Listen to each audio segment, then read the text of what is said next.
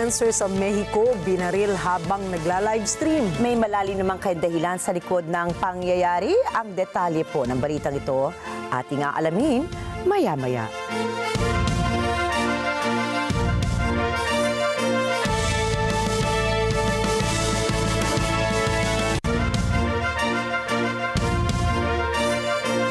Magandang gabi, ako po si Ricky Mathay. Ako si Nina Richie Alago Flores. Ito ang mata ng Agila International. Para naman sa mga headlines ngayong araw ng Huwebes. Pilipinas at Germany nagkasundo sa isang defense cooperation pact. Mid-year bonus makukuha na ng mga kawani ng gobyerno ngayong araw. White House kinumpirma na hindi dadalo si US President Donald Trump sa peace talks sa Istanbul. Chemical plant sa Seville, Spain nilamon ng apoy.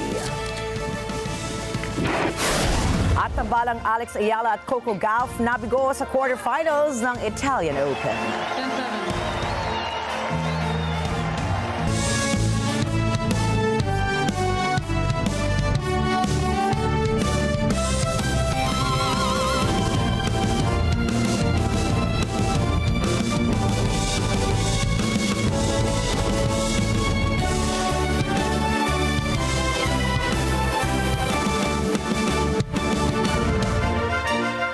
Kapwa nagkasundo po ang Pilipinas at Germany sa isang Defense Cooperation Pact. Ayon po yan mismo sa Department of National Defense. Nilagdaan ni na Defense Secretary Gilberto Chodoro Jr. at German Defense Minister Boris Pistorius ang isang deal na naglalayong palawakin pa ang kooperasyon ng dalawang bansa sa aspeto ng cybersecurity, logistics, defense, armaments at UN peacekeeping. Ayon sa National Defense Department, ang bagong Defense Pact ay dagdag sa umiiral na 1974 Agreement ng Manila at Berlin para sa pagsasanay ng Armed Forces of the Philippines personnel sa Germany. Mula rito, inaasahan ng dalawang defense ministers na magkakaroon ng ikatlong iterasyon ang Philippines-Germany Security and Defense Staff Talks para ihanay ang mga proyekto ng dalawang bansa na isasagawa sa susunod na taon.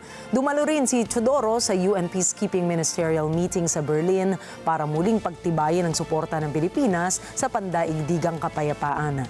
Kasabay na rin ang kampanya ng Pilipinas para sa isang non-permanent seat sa UN Security Council. Ipamamahagi naman po ngayong May 15 na mid-year bonus ng mga kawani ng gobyerno. Ayon sa Department of Budget and Management, kwalipikadong makatatanggap ng nasabing bonus ang mga civilian and military personnel basta ang mga ito ay nagtrabaho sa kabuuang 4 na buwan mula July 1, 2025 hanggang May 15, 2025. Kinakailangan ding nakatanggap ang mga ito ng satisfactory performance rating at nasa serbisyo sa gobyerno as of May 15. Naglaan ang gobyerno ng 63.695 billion pesos na pondo para sa mid-year bonus ng mga empleyado.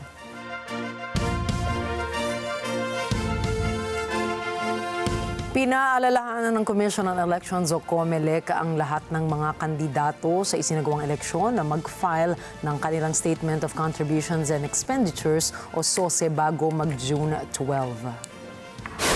Ayon sa poll body, personal dapat na magsumite ang mga kandidato sa opisina kung saan sila nag-file ng kanilang Certificate of Candidacy. Hindi naman tatanggapin ng COMELEC ang mga submissions ng SOSE via email o kaya mail dahil kailangan pang i-verify kung original true copy ba ang dokumento. Samantala, kapag failure to comply ang isang kandidato ay magre-resulta ito sa pagbabayad ng multa, disqualification from assuming office para sa mga nanalo o kaya permanent disqualification para makatakbo sa mga susunod pang halalan.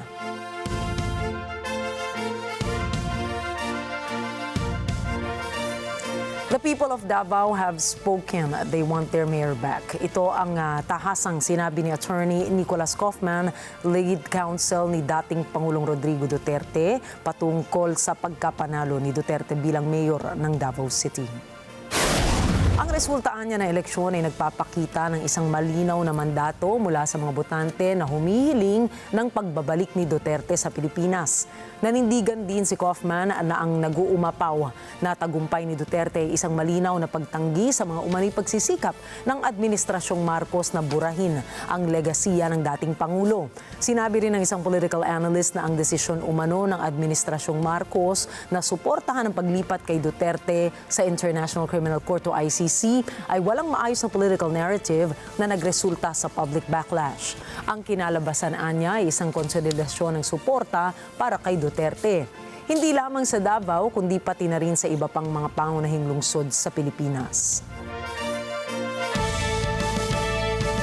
Tiniyak ni Senate President Francis Cheese Escudero na tuloy ang kanilang trabaho sa Senado sa kabila ng impeachment trial laban kay Vice President Sara Duterte. Targetan niya ng Senado na ipasa ang mga panukalang batas kagaya po ng rationalization of the mining fiscal regime, right-sizing bill, Judiciary Fiscal Dependence Bill, Right-of-Way Bill at Anti-Pogo Bill. Sinabi rin ni Escudero na walang magiging epekto sa impeachment trial ni VP Sara ang bagong komposisyon ng Senado sa 20th Congress. Kahit may mga solidong taga-suporta ang bisa sa Senado, hindi naman anya nasusunod ang anumang party stand at nagpapasya ang bawat senador batay umano sa kanilang prinsipyo at interpretasyon sa mga ebidensya. Historically, hindi. Dahil nakita nyo naman siguro sa social media na nagbago-bago ng posisyon yung mga in-endorse dati, kinakalaban na nila ngayon yung mga nag-endorse sa kanila dati, yung kalaban nila dati, kakampinan nila ngayon. So, kung pagbabasihan ko ay kasaysayan, hindi ng mga partikular na senador, kasaysayan sa larangan ng politika ng ating bansa. Nakikita nating nagbabago-bago yon. Hindi ko sinasabing hindi iiral, pero again, each to each his own. Nagbabago yan sa kada sitwasyon at sa kada tao. At hindi para sa akin na sabihin ganito yan o ganyan yan. Mas maganda sila ang tanungin ninyo. Nang tanungin si Escudero ukol sa pag-usad ng impeachment trial, sinabi nitong layunin ng Senado na tuparin ang constitutional nitong tungkulin maliban kung may ibang legal na utos.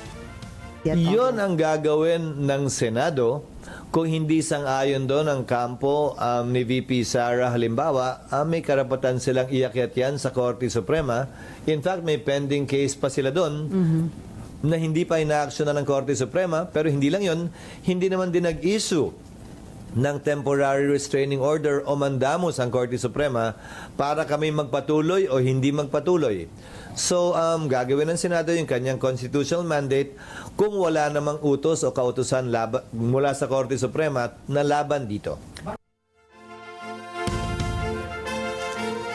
Handa na ang Armed Forces of the Philippines o AFP na tumulong sa investigasyon ng mga quarrying activities sa mga coastal area ng Pilipinas na nagagamit umano sa reclamation efforts sa West Philippine Sea. Tiniyak ng AFP na makikipagtulungan ito sa mga ahensya ng gobyerno katulad ng DENR, Philippine Coast Guard at NBI para matukoy ang mga individual o grupo na sangkot sa quarrying activities. Nasa mandato nila ng AFP na protektahan ang integridad ng pambansang teritoryo ng Pilipinas at hadlangan ang anumang aksyon na maaaring magdulot ng banta sa soberanya, kapaligiran at seguridad ng bansa. Inilabas na po ng National Board of Canvassers or NBOC ang National Certificate of Canvass bilang patunay na natapos na ang bilangan ng boto para sa mga senatoriables at maging sa party lists. Ang National Certificate of Canvass ay naglalaman ng kabuuang boto ng mga nanalong mga senador at party list sa natapos na May 12 midterm polls. Ayon sa COMELEC, nila hindi pa maituturing na full and official count ang nilalaman ng National Certificate of Canvass dahil alinsunod sa proseso, i-audit pa ito para maisapinal. Base sa bilang na nilalaman ng National Certificate of Canvass, nangunguna si Bongo sa bilang na 27,121,073. Bam Aquino sa 20,971,899. Ronald Bato de la Rosa sa 20,773,946. Erwin Tulfo sa 17,118,881. Francis Kiko Pangilinan na 15,343,229. Rodante Marcoleta, 15,250,723. Ping Lacson, 15,106,111. Tito Soto, 14,832,996. Pia Cayetano, 14,573,430. Camille Villar, 13,651,274. Lito Lapid, 13,394,102. At Amy Marcos, 13,339,227. Makikita naman po sa inyong screens ang naging partial official count ng NBOC para sa mga party list.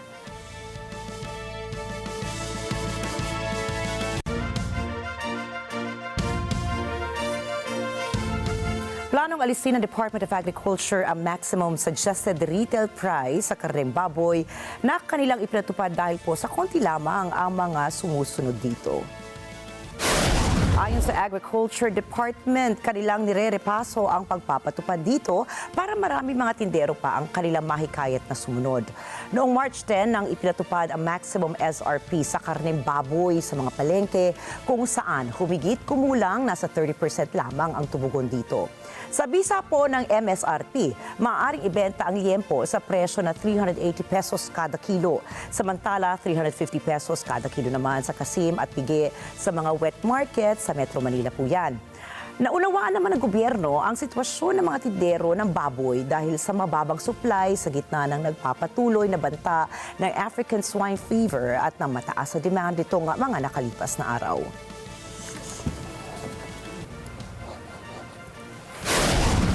Susunod, mga pamilya ng nasawi sa Jeju airplane crash nagsampa ng kaso. US President Donald Trump atrasabante sa Russia-Ukraine peace talks sa Istanbul. At Russian President Vladimir Putin inis na ang hamon ni Zelensky para sa personal meeting sa Turkiye.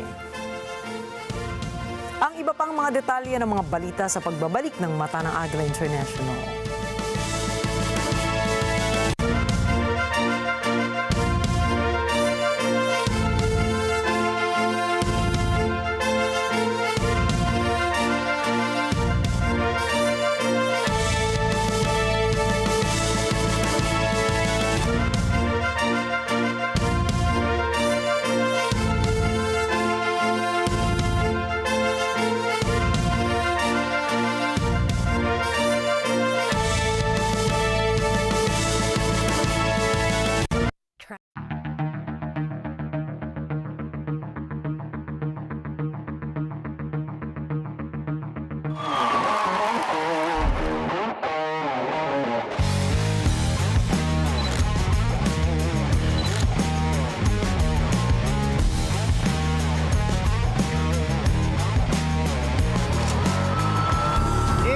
Scorching hot, and we're blasting that away as we celebrate NET25's 25th anniversary. Experience the heat of the season at NET25 Summer Blast 2025. Celebrate 25 years of excellence with electrifying performances and a showcase of local MSME talents.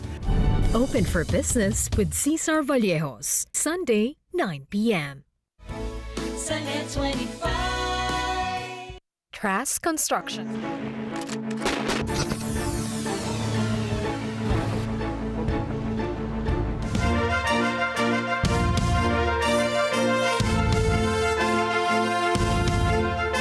Nagsampa ng kasong kriminal ang pamilya ng mga biktima ng plane crash sa South Korea laban sa mga taong responsable sa pinakamalaking insidente ng isang airplane malfunction sa bansa.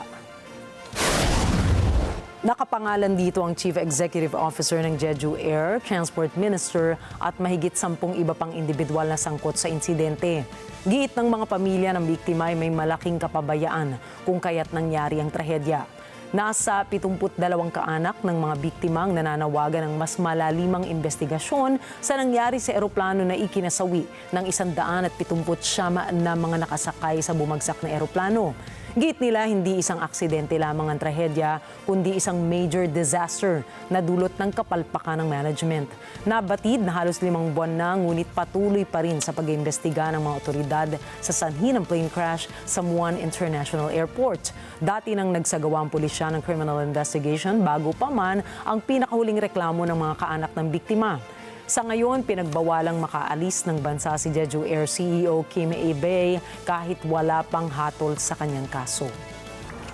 저희 제주항공은 빠른 사고 수습과 탑승자 가족 지원을 위해 모든 노력을 다하겠습니다.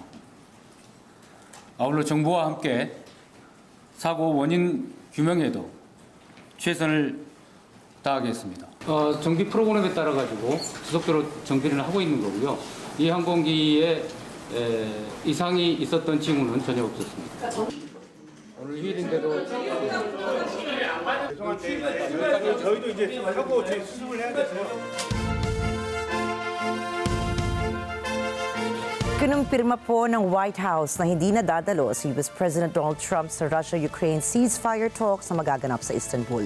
Ito ay matapos magbitiw siya ng komento ukol sa posibilidad ng kanyang pagdalo sa naturang dialogo.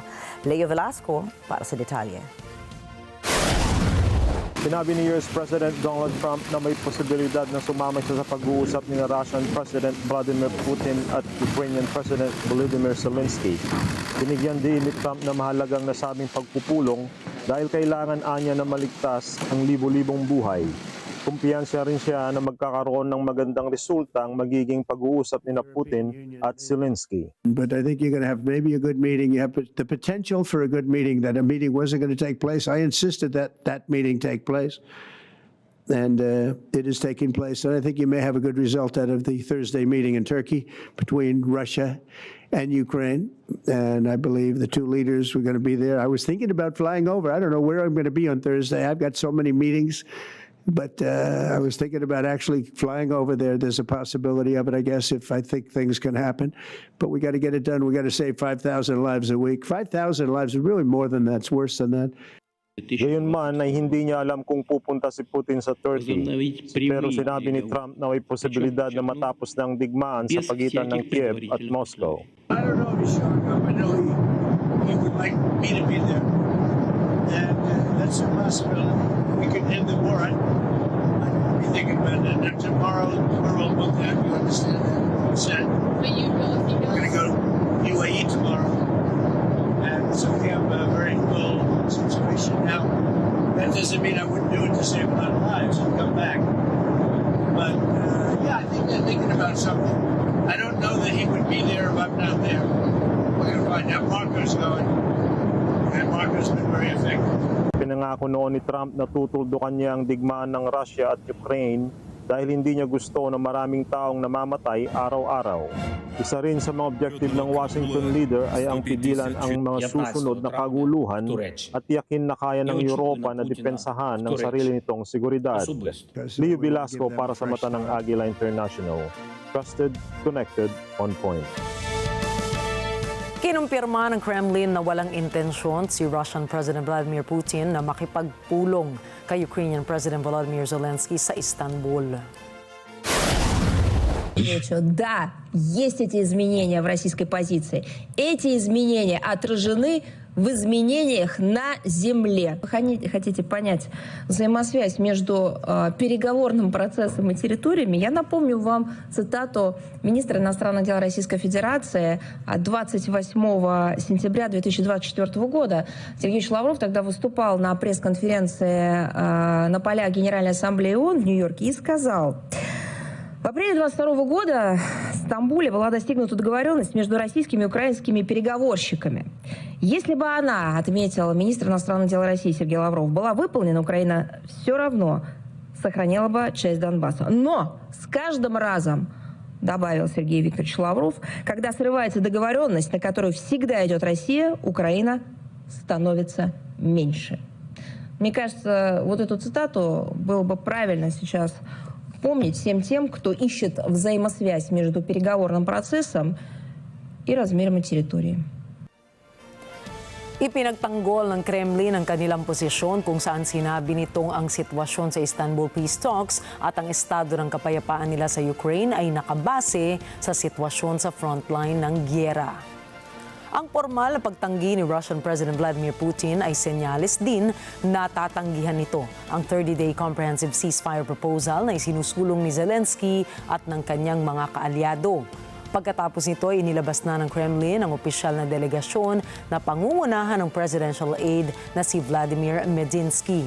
Tinuligsa naman ni Zelensky ang naturang delegasyon kung saan sinabi niyang nagsisilbing palumuti lamang ang pinadalang team ng Russia sa Istanbul.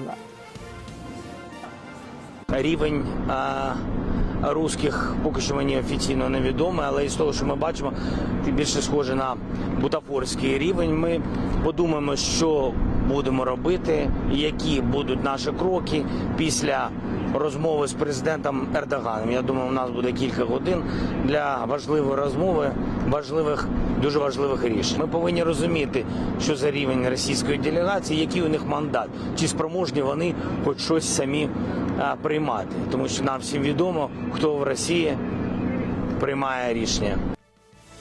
Sa ngayon ay nakaantabay si Ukrainian President Zelensky sa Ankara upang makipagpulong kay Turkish President Recep Tayyip Erdogan at sinabi niyang magtutungo lamang siya ng Istanbul kung maiisip ni Vladimir Putin na magpakita.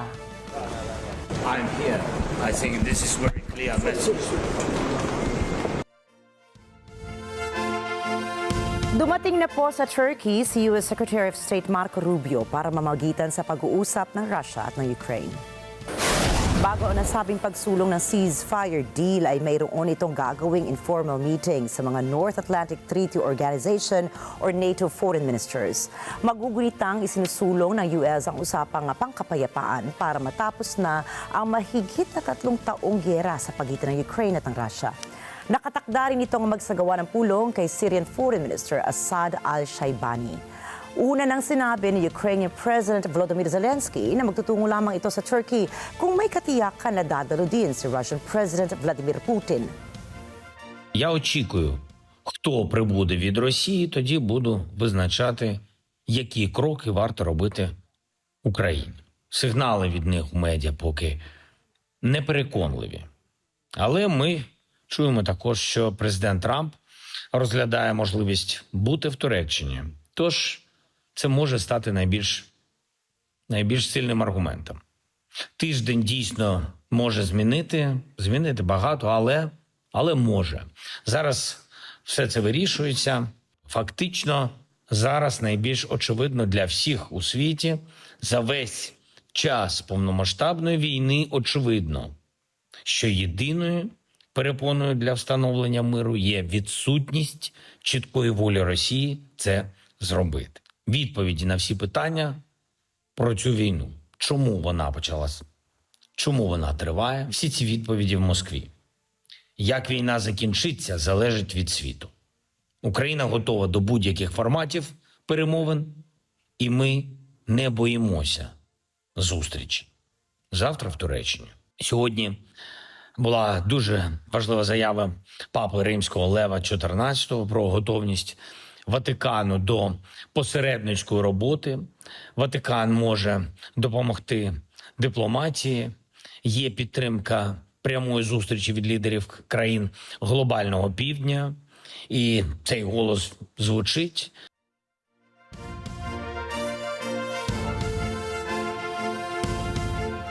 Naging matagumpay ang ginawang pagbisita ni US President Donald Trump sa Doha, Qatar.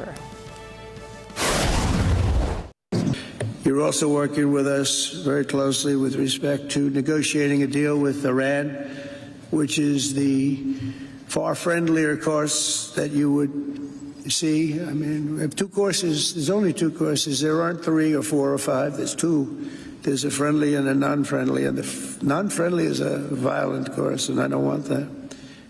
I'll say it up front, I don't want that, but they have to get moving. I hope the Iranian leaders understand that what you're doing, and really what you're doing for them is a big favor. You're Prime Minister, and you're a great leader. right here on my left has been helping so much, and they respect them and they're listening to them, but they have to get moving, and we both understand that position long ago. Paglapag pa lamang ng kanyang Air Force One ay isang red carpet welcome ang bumungad sa kanya. Sinalubong siya ni Qatari Emir Sheikh Tamim bin Hamad Al Thani kung saan nagkaroon sila ng bilateral meeting. Sa ginawang pulong ay inanunsyo ni Trump ang $96 billion na kasunduan kung saan bibili ang Qatar ng mga 210 Boeing jet na gawa sa US. This has been a very interesting couple of hours. We discussed the world. We discussed Russia and Ukraine, where you've been a tremendous help in so many different ways. We certainly discussed Iran, where it's been really an interesting situation. I have a feeling it's going to work out. I think it's going to work. It's got to work out one way or the other. We know it's going to work out. Of course, I think after signing these documents, we are going to another level of relationship between Qatar and the United States. So I just wanted to thank you, Mr. President, again for this historic visit. Thank you very much, sir. Una rito ay bumisita si Trump sa Saudi Arabia kung saan ilang bilyong dolyar na investment ang kanyang nakuha. Ipinagmalaki rin ni Trump na siya lamang ang naging pangulo na nagdala ng ilang bilyon na mga investment sa US. From Boeing, that's the largest order of jets in the history of Boeing. That's pretty good. And that's 140, was that a 140 or 160? Well, yeah, but you're right. It's actually 200, including the 40, so it's over $200 billion. But 160 in terms of the jets, that's fantastic. So that's a record, Kelly, and congratulations to Boeing. Get those planes out there. We always had a very special relationship. Sa Florida, USA, isang banner na nakakabit sa isang eroplano ang nagsasabing, "Welcome to Qatar-a-Lago." Pinalipad ito ng paikot-ikot sa ibabaw ng dating Mar-a-Lago estate ni US President Donald Trump sa Palm Beach. Alamin po natin ang report mula kay Teriling Kunanan. Noong Miyerkules, sa isang pakana na pinondohan ng Democratic National Committee o DNC, tinasabing ang Qatar-a-Lago banner na pinalipad-lipad sa ere ng Mar-a-Lago Estate ay referensya sa mga report na plano ng Qatari government na magregalo ng $400 million na Boeing 747-8 luxury jet sa administrasyon ni Pangulong Donald Trump. Dahil dito, maraming nagtatanong ukol sa relasyon ni Trump sa gitnang silangan at kung ano ang dating ng ganitong regalo sa kanyang pagkapangulo. Ayon sa DNC, ang banner ay bahagi ng aksyon upang bigyang diin ang sinasabi nitong korupsyon ng administrasyon at kagustuhang ibenta ang mga pamilya ng Amerika sa pinakamataas na magtuturing.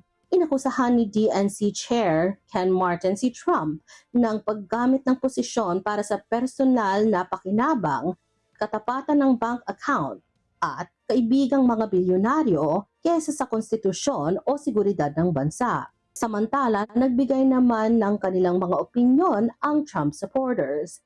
Ayon kay John Parker ng Connecticut, kailangan tigilan ng Democrats ang ganitong mga pakulo. I really think that the Democrats need to stop pulling stunts like this and being with Mr. Trump, President Trump, because he knows what he's doing, and Trump is trying to repair the relations that the Biden administration destroyed. And we need to be at peace with the Middle East, and Iran needs to stop doing what they're doing. Para naman sa mag-asawang Elizabeth at John Manawaya, hindi nila maunawaan ang layunin ng mga bumabatikos kay Trump. I think that there's always a thing of controversy and whether it's good or bad, but I don't quite understand why people don't see it as a good thing and why they would. Now they're trying to link Trump with the Middle East and that he's siding with them for some reason, or it's going to be a detriment to the United States. I just don't understand that thinking.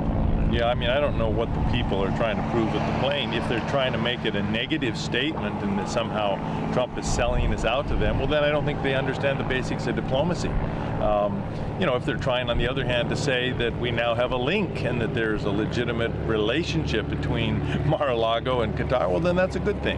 I don't know what their motives are, but I guess my point is that conversations, as I said before, and relationships, real relationships, is essential to diplomacy, and I can't imagine why anybody would second-guess that. Alan Punanan para sa mata ng Agila International. Trusted, connected, on point. Dumating na sa Saudi Arabia si Syrian President Ahmed al-Shara para makapulong si Crown Prince Mohammed bin Salman at US President Donald Trump. وإنني اليوم لا أحتفل برفع العقوبات عن سوريا فحسب، ففرحتنا تكمن في الأخوة الصادقة وعودة المشاعر الجياشة بين شعوب المنطقة وملوكها وأمرائها ورؤسائها. وقد استجاب الرئيس ترامب مشكورا لهذا الحب، فكان قرار رفع العقوبات قرارا تاريخيا شجاعا أزال به معاناة الشعب وساعد على نهضته وأرسى أسس الاستقرار في المنطقة. Ang naturang foreign trip ni al-Shara ay naganap matapos magpasya ni Donald Trump na tanggalin ng Estados Unidos ang kanilang mga sanctions sa Syria upang mabigyan ito ng oportunidad na makabangong muli. We are currently exploring normalizing relations with Syria's new government, as you know, beginning with my meeting with President Ahmed al-Shara and Secretary Rubio's meeting with the Syrian foreign minister in Turkey after discussing the situation with Crown Prince Mohammed and President Erdogan of Turkey. I am also ordering the cessation of sanctions against Syria to give them a fresh start. It gives them a chance for greatness. The sanctions were really crippling, very powerful. And I spoke to Mohammed, and I spoke to our friend from Turkey, who we just spoke to also by phone now, but felt very strongly that this would give them a chance. It's not going to be easy anyway, so it gives them a good, strong chance. And it was my honor to do so. So we will be dropping all of the sanctions on Syria, which I think really is going to be a good thing. And we made a speech last night, and that was the thing that got the biggest applause from the room. We had a very crowded room with thousands of people, and the statement that got the biggest applause was dropping the sanctions on Syria. Paglapag ng kanyang eroplano sa King Khalid International Airport sa Riyadh ay sinalubong siya ni Deputy Governor of the Riyadh Region Prince Mohammed bin Abdulrahman bin Abdulaziz. Isa sa mga tinalakay ay ang kahandaan ng Saudi Arabia para sa pagbangon ng Syria at mga oportunidad para sa foreign investments upang matulungan ang Damascus. Handa ring makipagtulungan ng Syrian President para mapalakas ang enerhiya, teknolohiya, edukasyon at kalusugan. أؤكد أن سوريا تلتزم بتعزيز المناخ الاستثماري وتطوير التشريعات الاقتصادية وتقديم التسهيلات الكفيلة بتمكين رأس المال الوطني والأجنبي من الإسهام الفاعل في إعادة الإعمار والتنمية الشاملة. ونرحب بجميع المستثمرين من أبناء الوطن في الداخل والخارج ومن الأشقاء العرب والأتراك والأصدقاء حول العالم، وندعوهم للاستفادة من الفرص المتاحة في مختلف القطاعات.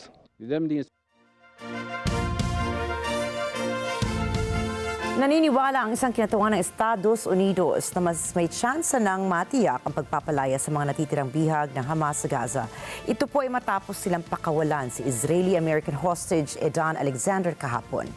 Jeff Sanidad po para sa balitang yan. Nagsalita si United States Special Envoy for Hostage Response Adam Boiler sa Tel Aviv kung saan kasama nito si Special Envoy to the Middle East Steve Witkoff na humarap sa mga pamilya ng hostages.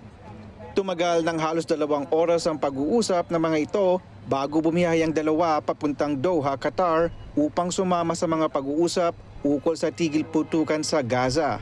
Ayon kay Boiler, tapat si Pangulong Donald Trump sa mga pangako nito. Kabilang rito ang paghahanap ng paraan upang mapakawalan na ang lahat ng natitira pang bihag, buhay man o patay na. The U.S. is committed all Americans and all Israelis here, so we're doing our job.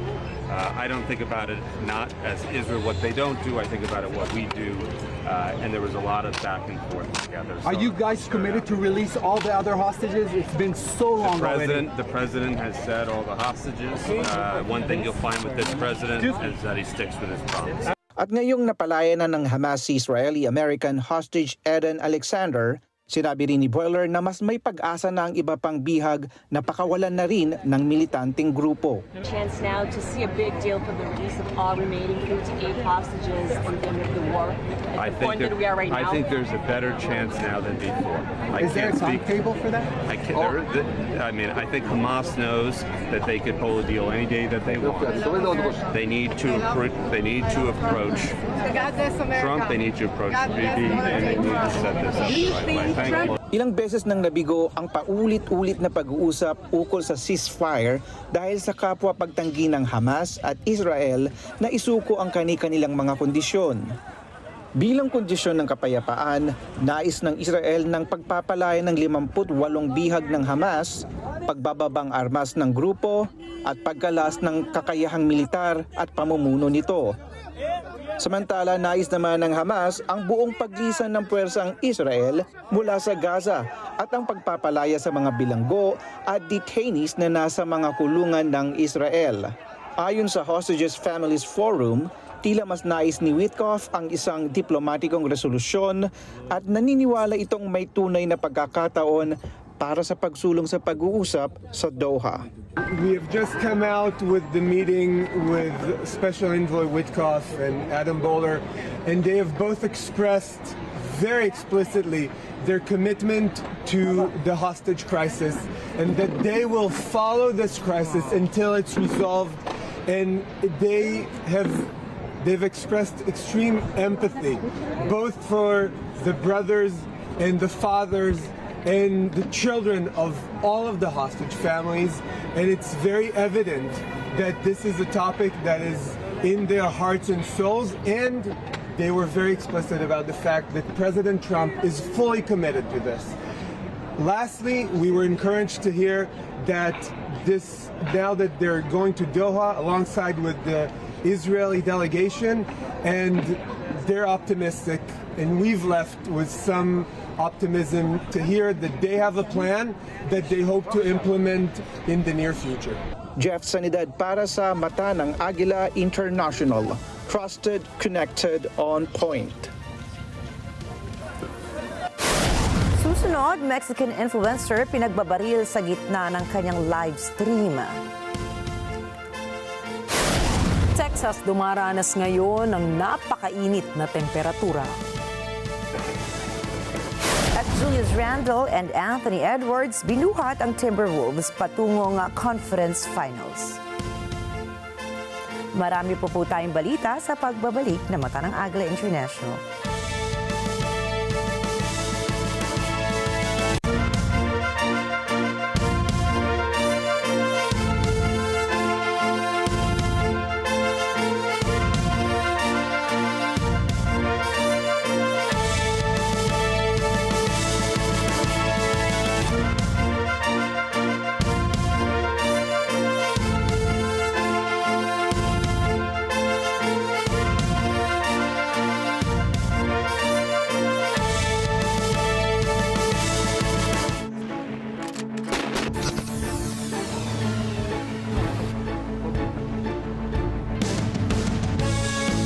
Na naman ang weekend, kaya bagong episode na ulit sa Corina Interviews. Excited na ba kayo?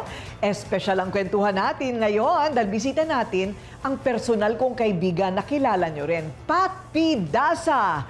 Ano sa palagay ninyo, mapupuno ba ng tawanan o iyakan? Ang kwentuhan namin, grabe kasi ang mga hugot, no? Pumunta raw ng Amerika to mend her broken heart. Ano naman ang sikreto para sa mga nangangarap ding makapasok sa media? At paano siya bilang isang single mom? Yan at marami pang iba. Dito lang with Pat P. Dasa sa Corina Interviews, 6 p.m. sa NET25. Sa NET25. ang mga maiinit na balita at rumaratsyad ang usapan ng bayan. ihahatid namin sa 100%! 100% ang pagbabalita. 100% talakayan. Lunes hanggang Biyernes. Alas 5 hanggang alas 7 ng umaga. Live na live sa Radyo Agila 1062 Mega Manila. At sa NET25. 100%! Sa NET25, let's get together. Sa NET25.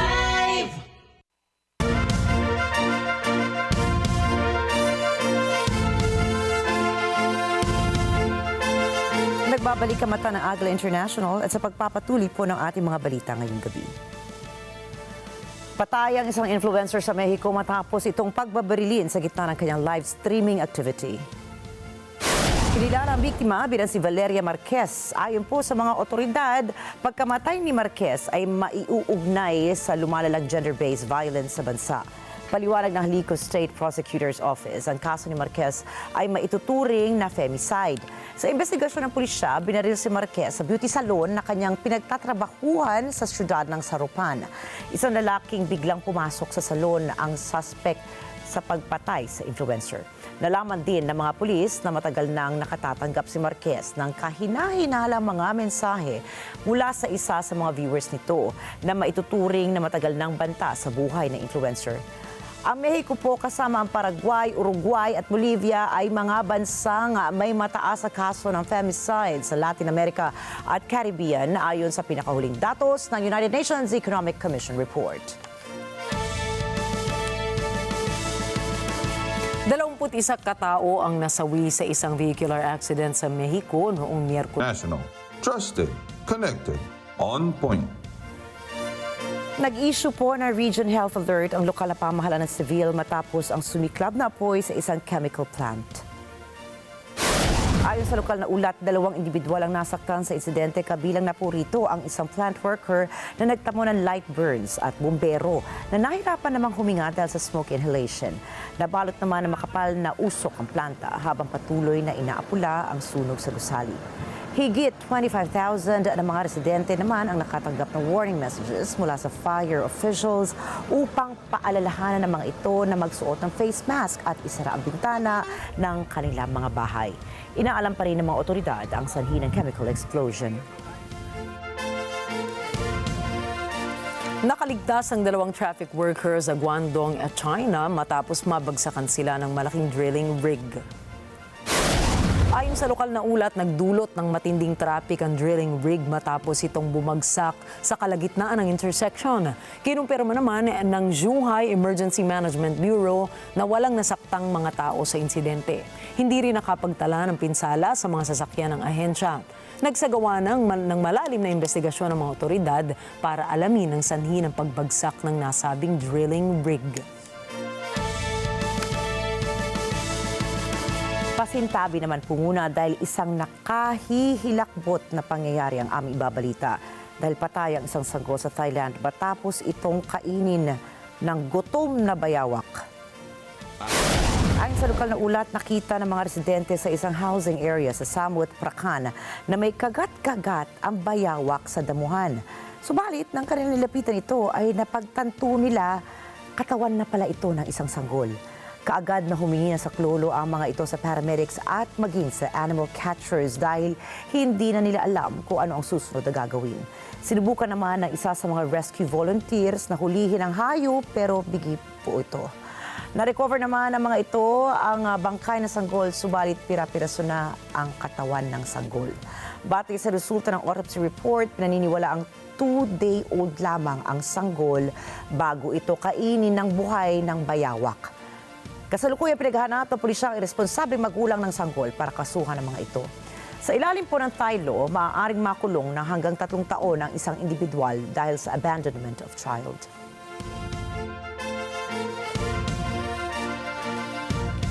Sa Texas, USA, ilang lugar ang halos matusta ngayon dahil sa napakatinding heatwave. Ito pa, grabe na ang init na hindi pa opisyal na nagsisimula ang summer sa bansa. Alamin natin ang balita mula kay Mayfanway Zaragoza. Noong Miyerkules, isang heatwave ang tila ginagawang hurno o oven ng ilang bahagi ng Texas. Umabot sa makasaysayang taas ang temperatura sa lugar. Bandang alas 4 ng hapon, local time, umabot ang temperatura ng Austin sa 99 degrees Fahrenheit o 37.2 Celsius. Ayon sa National Weather Service Austin San Antonio, Texas office, ang dating daily record para sa 14 ng Mayo noong 2023 ay nasa 96 Fahrenheit o 35.5 Celsius. Ayon naman kay Earth and Planetary Sciences Professor Dev Niyogi ng University of Texas at Austin, ang kakaibang taas ng temperatura ay dahil sa magkahalong high-pressure heat dome na bumabalot sa rehiyon, isang tagtuyot na nagpainit sa lupa at sa hangin mula sa timog. We are seeing some extremely hot temperatures and these are possibly going to be record-breaking because we have not had a 105 or 100 plus this early into the season for a while. But it's likely happening because we have a number of factors going in. There is a low-pressure system east of us, a low-pressure system west of us. So we have this beautiful high-pressure dome which is giving us brilliant blue skies, but it is also a way that all the radiation, the heat is coming our way, and we have a ground surface which is dry because of the drought, and it is already heating up quite a bit. And then we have the winds coming from south, which is like having a heater turned towards you when you actually want something cooler your way. And so this combination of no clouds, a combination of really dry landscape, and the winds coming from south are making into a baking oven for this area. Sa Barton Springs, isang recreational pool sa Austin, ayon kay 45-year-old software developer Mark Verville na katatapos lang tumakbo ng 6 na milya, hindi siya handa sa ganitong tindi ng init. It is super hot. Yeah, it's a little early for it. You know, we usually get these temperatures in June, July, and August, not in May, beginning of May even. It's a lot. Para naman kay 18-year-old high school senior Dulce Woods na bumibisita sa Barton Springs kasama ng kanyang mga kaibigan, masamang senyales ang maagang pagtaas ng temperatura ngayong taon. That means it's going to be a hard year. I'm just ready to get out of Texas. The heat is not for me. Somewhere to lay down cool. Tinukoy naman ni marine biologist Kyla Lucero na malamang na dahilan ng kakaibang init na nararanasan ngayon sa iba't ibang panig ng bansa. I think climate change is something that definitely affects it. We're seeing trends and the science is backing it up, so people need to see the effects that are currently happening to us finally after all this time, and they can see what is able to help the planet and see what they can do to help this so it doesn't keep happening over and over again. Ipinasailalim ng National Weather Service ang karamihan sa South Central Region sa extreme heat warning hanggang Miyerkules ng gabi. May from Zaragoza para sa mata ng Agila International. Trusted, connected, on point.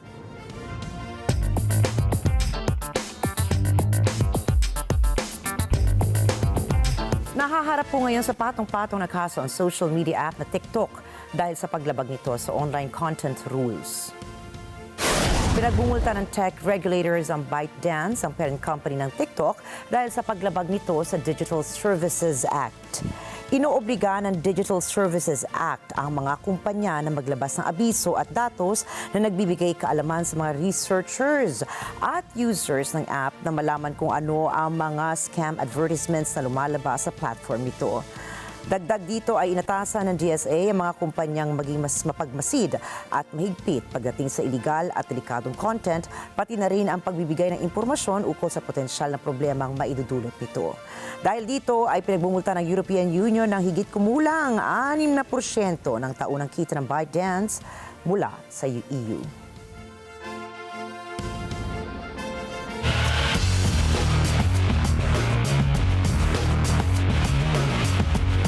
Pinuwersa naman ni defending champion na Boston Celtics ang Game 6 sa serye nito kontra New York Knicks sa kabila ng hindi paglalaro ng star player na si Jason Tatum. Gumawa ng all-around performance ang 2024 Finals MVP na si Jaylen Brown na kumamada ng 26 points, 11 assists at 8 rebounds habang 34 points naman ang ipinoste ng small forward na si Derek White. Sa pagkatalo ng New York, nasayang ang 22 points ng guard na si Jalen Brunson and 24 points si Josh Hart. Wala ring Knicks player na nakagawa ng double-double performance, hindi tulad ng Game 5. Naiwan sa 36% ang overall shooting na nagawa ng Knicks habang impresibong 33% naman ang pinakita ng defending champion kasama ang 22 three-pointers na naipasok. Samantala, babalik na sa home court ng Knicks ang do or die na Game 6. Kung magkakaroon po ng Game 7, babalik muli ito sa court ng Celtics. Samantala, sa ikalawang sunod na season, balik conference finals muli ang Minnesota Timberwolves. Nakakuha si Julius Randle ng 29 points mula sa 13 of 18 shooting para tulungan ang Timberwolves sa 121-110 na panalo laban sa Golden State Warriors sa Game 5 ng Western Conference Semifinals. Nagbaba naman ng 22 points, 12 assists si Anthony Edwards para tapusin ng Minnesota ang series 4-1. Para sa Golden State Warriors, nagsumite ng 17 points, 6 rebounds at 6 assists at 3 steals si Jimmy Butler habang nagtala naman ng 10, 6 and 6 si Draymond Green. Hihintayin ng Wolves ang winner ng Denver-Oklahoma City series. Kapag tinalo ng Nuggets ang Thunder, mapupuwersa ang Game 7. Nabigo naman ang women's doubles sa pagitan ni Pinay tennis star Alex Agila at Coco Gauff ng US sa quarterfinals ng Italian Open. Tinalo po sila ng defending champions na sina Sara Errani at Jasmine Paolini ng Italy sa score na 7-5, 3-6, 10-7. Sa unang set ay hawak ni Ayala at Gauff ang kalamangan hanggang tuluyan silang talunin ng Italian tennis players. Ito ang unang pagkakataong nagsama sina Ayala at Gauff sa doubles. Magugunitang nagpadala lamang na mensahe sa Ayala kay Gauff kung saan nagbabakasakali na kung maaari ay makasama nito sa doubles at laking tuwa niya nang hindi nga siya binigo nito.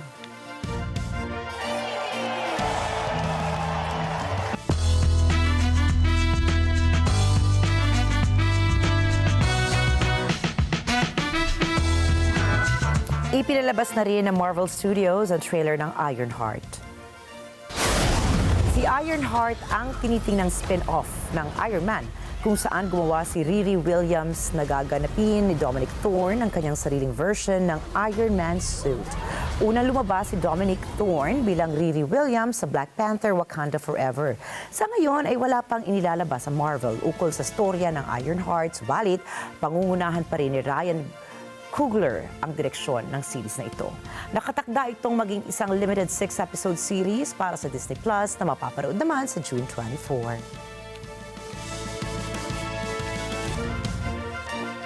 Inilabas na po ni James Gunn at ng DC Studios ang opisyal na trailer ng Superman. Magsisimula ang trailer sa pakikipagpanayam ni Lois Lane na gaganapan ni Rachel Brosnahan kay Clark Kent o mas kilala bilang Superman na gaganapan naman ni David Corenswet. Tampok din sa trailer ang iba't ibang characters na lalabas sa pelikula katulad ng Lex Luthor ni Nicholas Hoult, si Guy Gardner ni Nathan Fillion at Mr. Terrific ni Eddie Gattecki. Makikita din dito ang mas classical approach ng lumang Superman films kung saan tampok dito ang classic costume at golden age color palette ng mga comic book characters. Para naman sa mga longtime fans ay maririnig din ang revived version ng iconic Superman theme ni John Williams. Inaasahang darating si Superman sa mga takilya sa July 9.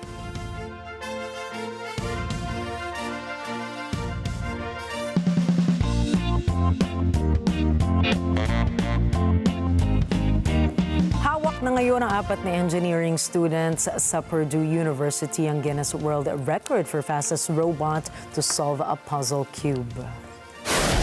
Ayon sa Guinness, natalo ng Purdue students ang dating record na 305 milliseconds na naitala ng Mitsubishi Electric Engineer sa Japan noong May 2024. Gamit ang isang high-speed robotic system na tinawag ng Purdue University na Purdubix Cube, nasungkit ng 4 na henyong fastest time na 103 milliseconds.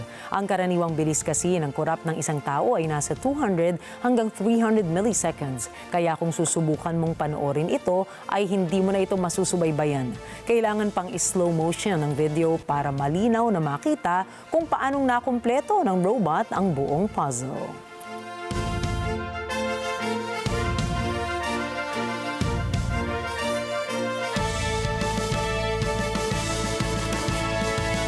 Samut-saring mga life-size animal puppets na kinokontrol ng mga tao ang mapapanood na nagmamarcha sa iba't ibang lugar sa Central Africa.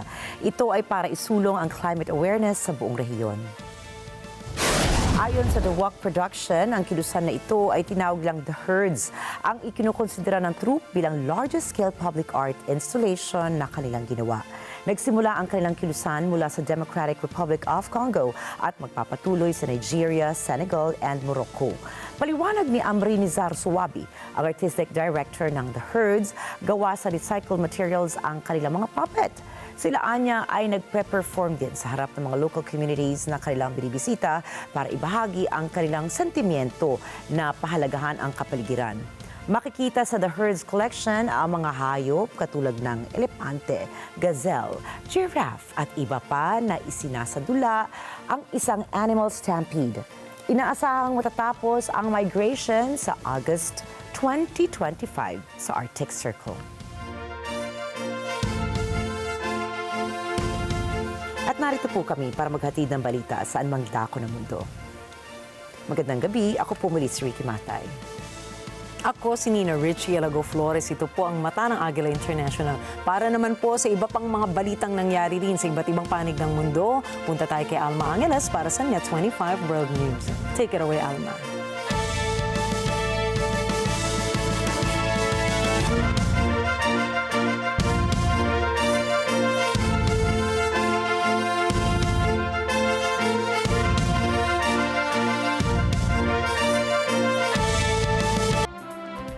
Thank you, Nina and Ricky. Good evening, everyone. I'm Alma Angeles for NET25 World News. On tonight's headlines. Big development in the Ukraine situation, despite what could have been a major breakthrough. The first direct peace talks between Moscow and Kiev in 3 years. Neither U.S. President Trump nor Russian President Vladimir Putin will be attending Thursday's meeting. Instead, Russia is sending a team of experienced technocrats. This comes after Putin's offer on Sunday for negotiations in Istanbul without any preconditions. And the news starts now.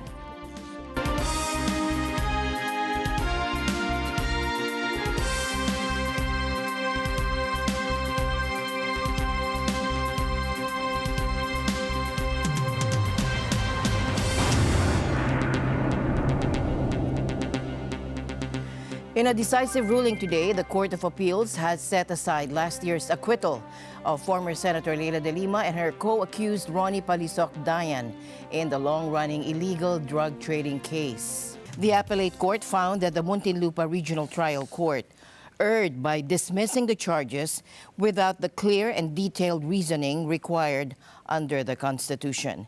The decision revives allegations that De Lima, who was Justice Secretary from 2010 to 2015, oversaw drug operations at New Bilibid Prison. The lower court's acquittal had rested largely on the recantation of key witness Rafael Ragos. But the Court of Appeals ruled that the trial judge never properly assessed his credibility or examined the testimony of other prosecution witnesses. By declaring the original acquittal void, the justices also determined that double jeopardy protections do not apply. With no valid prior verdict, the charges can now be retried. The case is set to return to Muntinlupa Court for fresh proceedings, where prosecutors will have another opportunity to present evidence. De Lima, a vocal critic of former President Duterte's anti-drug campaign, spent nearly 6 years detained before posting bail last year. She has consistently denied all wrongdoing, calling the charges politically motivated. The Department of Justice has yet to announce its next steps. In other news tonight, U.S. President Donald Trump and Russian President Vladimir Putin indicated they would not attend what could be the first direct peace talks between Moscow and Kiev in 3 years today, with the Kremlin sending instead a group of experienced technocrats. Now, to recall, Putin on Sunday proposed direct negotiations with Ukraine in Istanbul on Thursday without any preconditions. Late on Wednesday, the Kremlin said the delegation would include Presidential Advisor Vladimir Medinsky and Deputy Defense Minister Alexander Fomin, but Putin's name was not on the list. Но я лишь могу еще раз подтвердить. But I can confirm once again that everything the president said in his statement on May 11th is still relevant. The Russian delegation will in fact wait for the Ukrainian delegation in Istanbul on Thursday, May 15th. That is tomorrow. Украинскую делегацию в Стамбуле 15 мая в четверг, то есть завтра. After the Kremlin's delegation announcement, a U.S. official said Trump, who is on a three-nation tour of the Middle East, would not attend. The U.S. leader had said earlier that he was considering the option to participate.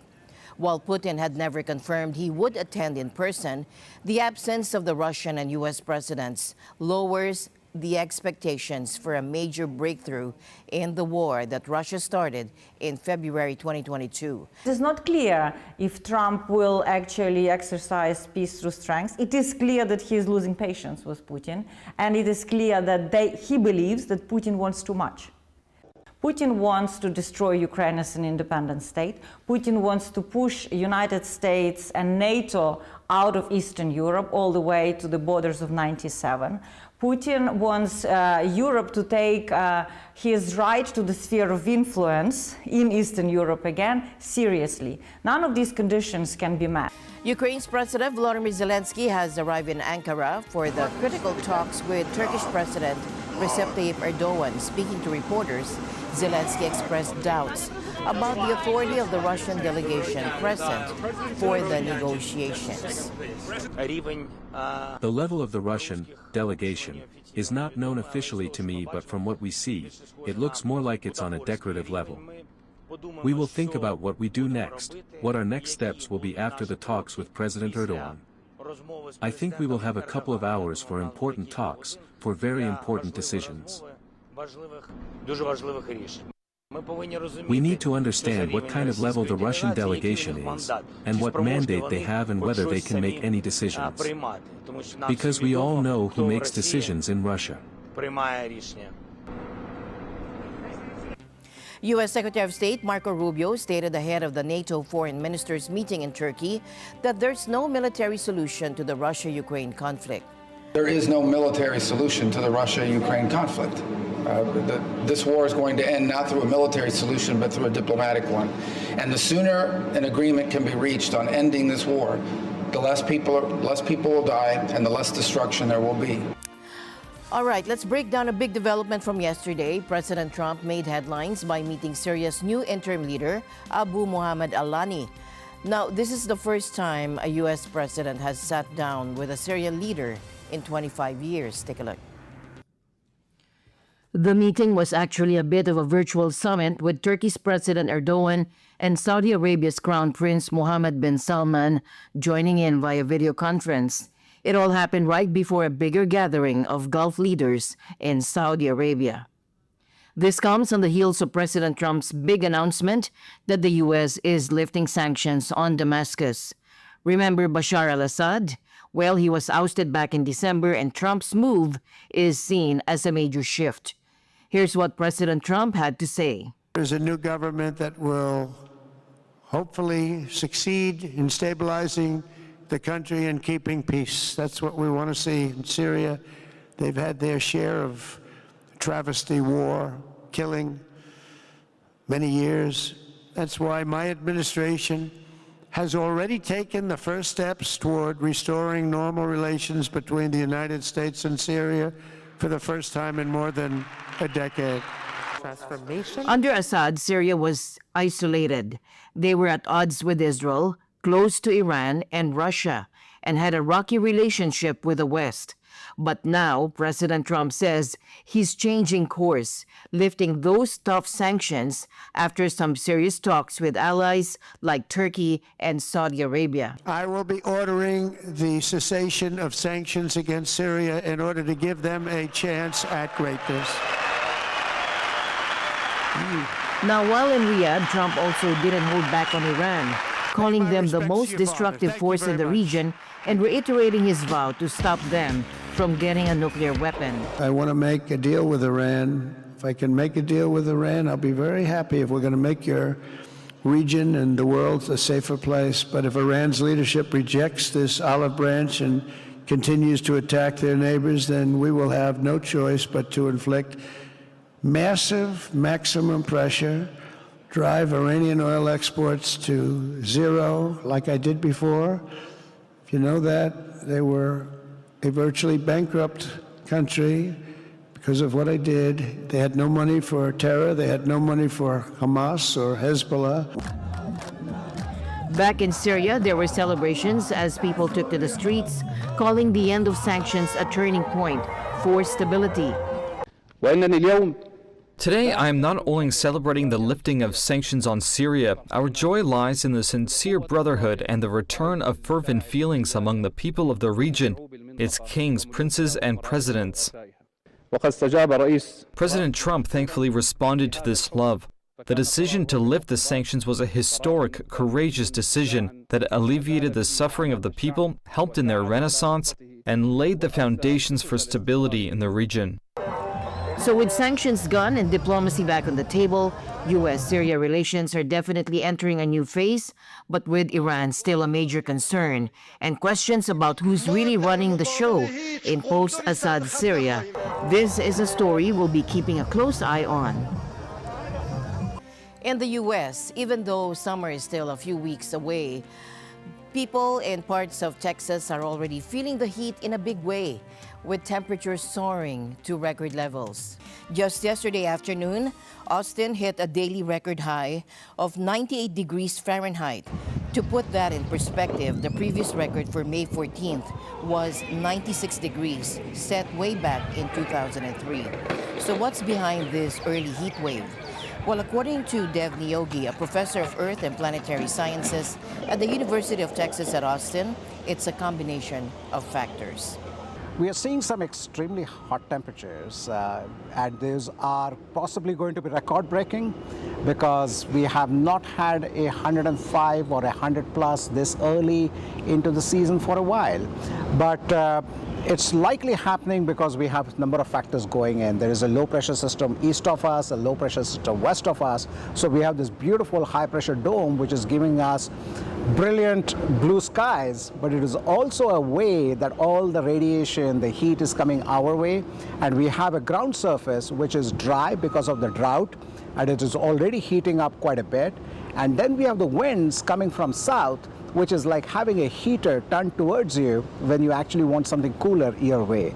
And so this combination of no clouds, a combination of really dry landscape, and the winds coming from south are making into a baking oven for this area. Now, why this is happening and whether this is going to continue being a pattern is up for research at this time. What we do know that cities are growing. What we do know that cities are going to get hotter as we have this urban heat island adding to the complexity of the heat we have.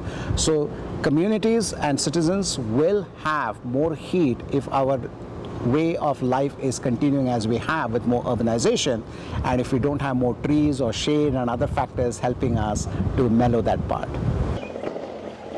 And it's not just numbers on a chart. People are really feeling it. Here's what some Texans had to say. It is super hot. Yeah, it's a little early for it. You know, we usually get these temperatures in June, July, and August, not in May, beginning of May even. It's a lot. I am used to the heat. I'm actually used to the heat from walking from the car into the mall and feeling like my flip-flops are about to melt to the asphalt. I think climate change is something that definitely affects it. We're seeing trends and the science is backing it up, so people need to see the effects that are currently happening to us finally after all this time, and they can see what is able to help the planet and see what they can do to help this so it doesn't keep happening over and over again. So I think it's going to continuously get warmer and warmer until we melt off the face of the earth, unfortunately. But I can't personally do anything about it. So I am at Barton Springs, cooling down. The National Weather Service has issued an extreme weather heat warning for much of south central Texas, and that remains in effect through tonight. In western Maryland, they had some serious flooding. Roads were completely underwater. Even a firehouse in Western Port got water inside. Video from the Potomac Fire Company too showed first responders wading through flooded streets and water all over the fire station floor. Drone video showed flooded streets of Western Port. Allegheny County was one of the worst affected areas in Maryland, with the town of Western Port particularly hard hit. Officials say the Emergency Operations Center is stepping up to help out. Meanwhile, in northern Minnesota, it's still battling three big wildfires. The largest, the Jenkins Creek Fire, has exploded to over 20,000 acres, while the Camp House blaze had charred nearly 12,000 acres and destroyed more than 140 buildings. And the Munger Shaw Fire covers about 1,300 acres. A break in the weather is on the way, with rain expected later Wednesday and Thursday to help firefighters gain the upper hand. Up north in Manitoba, Canada, dramatic footage captured a wildfire's fury as an eyewitness drove through the flames. Now, those fires have already claimed 2 lives in the Lac du Bonnet area and forced almost 1,000 residents to evacuate, raising fears of a brutal season ahead. The issue of violence against women in Mexico has taken a particularly horrifying turn.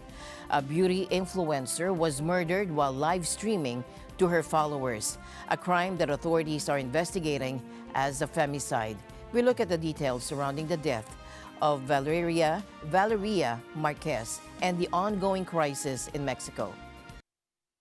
A Mexican beauty influencer was shot and killed during a TikTok live stream on Tuesday. The prosecutors of Mexico's Jalisco state says 23-year-old Valeria Marquez was killed at the beauty salon where she worked in the city of Zapopan. Just seconds before, Marquez was seen live on TikTok holding a stuffed toy and saying, "They're coming." A voice then called, "Hey, Vale," meaning "Hey, okay?" which she replied yes, then muted the stream. Moments later, she was shot. Someone grabbed her phone, briefly showing their face on the live stream before it ended. The prosecutor's office did not name a suspect. Marquez had nearly 200,000 followers across Instagram and TikTok.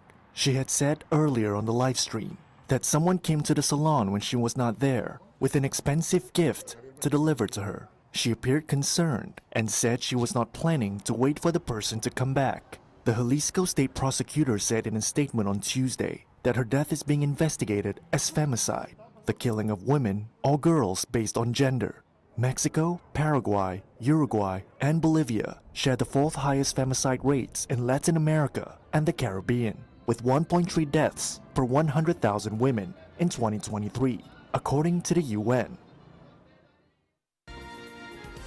Shocking video footage has emerged from Paris showing a masked gang's audacious attempt to kidnap the daughter of a French cryptocurrency figure.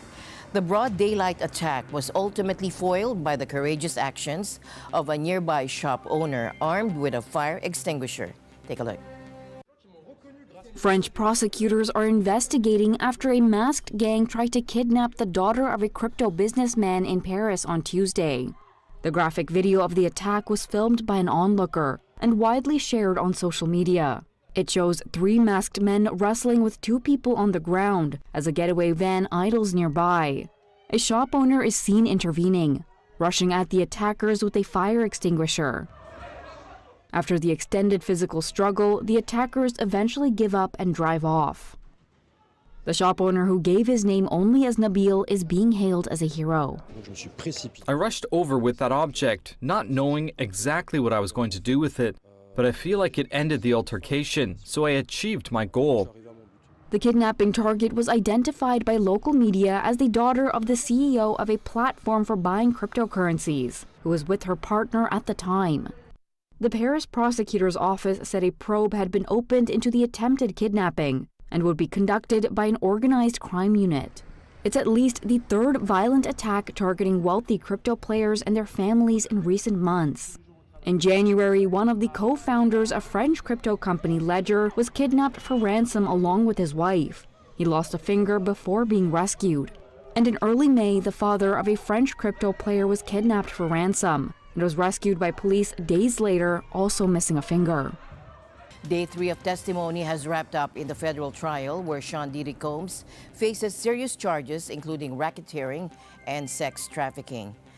Casey Ventura, the R&B singer and Combs' former girlfriend, returned to the witness stand for a second day, offering even more explicit and emotional details about their relationship and the alleged abuse she endured.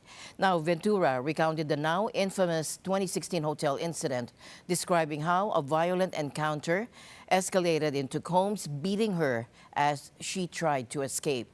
Now, she told the court that the fight began during what she called a freak-off, a term for the drug and sex-fueled parties Combs allegedly orchestrated.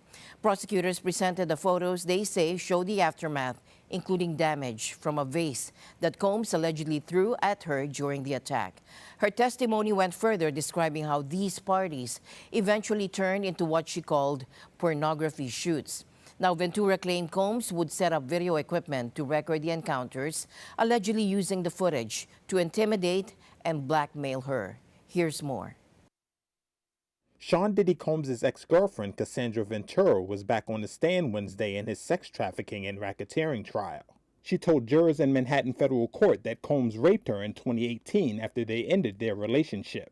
She also said that when they were together, Combs beat her during sex parties he organized known as freak-offs, and that he threatened to ruin her career by releasing videos of her participating in them. Ventura testified that, quote, he would grab me up, push me down, hit me in the side of the head, and kick me. Earlier this week, jurors saw a 2016 surveillance video from the hallway of a Los Angeles hotel, where a towel-clad Combs threw Ventura to the ground and began to kick her. Ventura said the video was taken after a freak-off where Combs gave her a black eye. Combs has since apologized for the video, and Ventura said that he agreed to a $20 million settlement to end her civil lawsuit against him in 2023. Prosecutors on Wednesday also showed jurors 7 still photos of Ventura and various escorts that were taken from videos of the freak-offs. One juror swallowed hard upon seeing one image, and another jerked his head back. The photos were not shown to spectators or the press. Ventura, who is an R&B singer known as Cassie, spent more than a decade with Combs in a relationship she said was once loving but deteriorated. Combs has pleaded not guilty to 5 felony counts of racketeering conspiracy, sex trafficking, and transportation to engage in prostitution. The current federal trial is expected to take up to 2 months, and if convicted on all counts, the Bad Boy Records founder would face a minimum 15 years in prison and could face life behind bars. All flights in and out of one of the 2 airports serving the Belgian capital of Brussels were suspended for several hours following reports of a bomb threat on board a Ryanair flight. Now, flights were canceled after police boarded the Ryanair plane en route from Portugal to examine the bomb threat. The plane landed at Charleroi Airport and a security perimeter was set up around it while the police investigation took place. Footage broadcast by Belgian TV station RTL showed police vehicles surrounding the Ryanair plane on the tarmac while passengers were led off the aircraft and into a shuttle bus. The all clear was later given, allowing flights from Charleroi to resume. And the news continues here on NET25. We'll be right back. Trask Construction, your trusted partner in hospital building. Trask Construction, this Sunday on Cine Throwback. A day the world will never forget. They weren't just saving a life. They were caught in history. No preparation. Increase air volume into his lungs since we have a hole already. No second chances.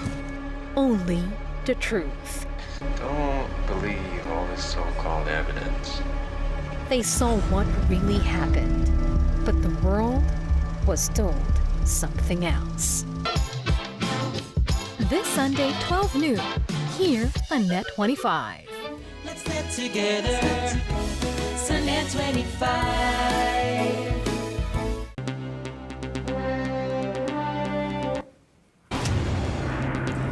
APEC warns exports in its 21-member Asia-Pacific region will grow just 0.4% this year, down from 5.7% last year, due to U.S. tariffs and trade tensions. Trade in the Asia-Pacific will barely grow this year amid global tariff tensions. That was the warning Thursday from the 21-member Asia-Pacific Economic Cooperation Bloc. It predicted exports around the region would rise just 0.4% this year, compared with 5.7% last year. The group cut its growth forecast for 2025 to 2.6% from 3.3% earlier. It cited declining demand for consumer goods and other products and rising uncertainty over what tariffs would mean for trade. The warning came at a meeting of the bloc's trade representatives on the South Korean island of Jeju. APEC Policy Support Unit Director Carlos Kuriyama spoke to the media.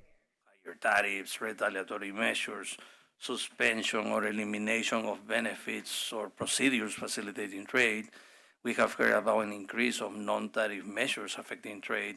And all of this, unfortunately, is not helping business, because what they are doing is to add unprecedented levels of policy uncertainty. This is also eroding investors' confidence, weakening demand. However, investors were offered a glimmer of hope by one encounter on the sidelines of the event. U.S. Trade Representative Jameson Greer reportedly met his Chinese counterpart. That raised hopes of more progress, coming just days after the pair agreed to slash tariffs during talks in Switzerland. Over the next 2 days, APEC members will discuss issues including possible reform of the World Trade Organization. The Trump administration views the WTO as guilty of enabling China to gain an unfair advantage in trade. Washington has recently moved to pause funding for the organization as a result. All right, so picture this: President Macron, German Chancellor Merz, and British Prime Minister Starmer, all on a train heading to Kiev. Sounds like the start of a political thriller, right? Well, it's turned into a bit of a social media circus. A video surfaced and it's sparking some wild accusations. See that crumpled white thing? Some folks online are claiming it's a bag of cocaine.